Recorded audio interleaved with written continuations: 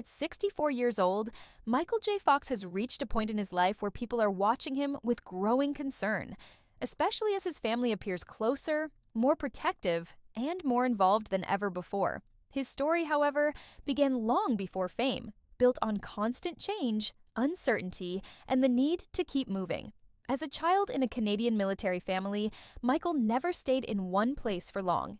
Each time his father was transferred, he found himself in a new school with new kids and unfamiliar surroundings. Instead of falling apart, he figured out how to blend in quickly. He used humor to break tension, kindness to make friends, and confidence to hide nerves.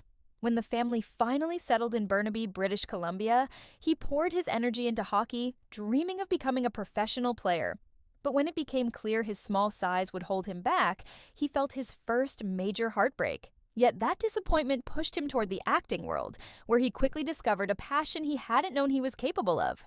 His early career was built on grit. With almost no money and barely any connections, he took whatever roles he could get until family ties unexpectedly turned him into a star. Even the NBC president, who once said Michael didn't have a lunchbox face, eventually had to admit he had underestimated him.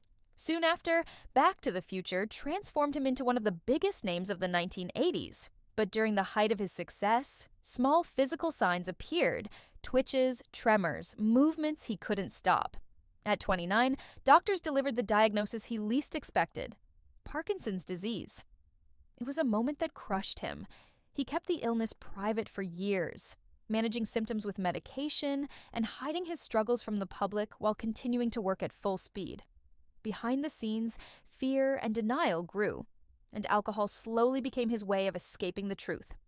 Everything changed one morning when he woke up hungover and saw Tracy quietly watching him. Without anger, she simply asked, "Is this what you want your life to be?" That question broke through years of denial. He quit drinking the very next day and began the long process of healing, through therapy, honesty, and learning to accept what he could not change. When he finally told the world about his illness in 1998, the reaction was enormous. He shifted his energy toward creating the Michael J. Fox Foundation, which has become a global leader in Parkinson's research.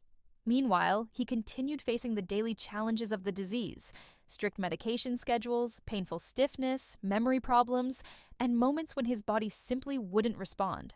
Acting eventually became too difficult, but family became his strongest anchor. Tracy's steady presence, combined with the love and support of their 4 children, helped him navigate every tough year with dignity.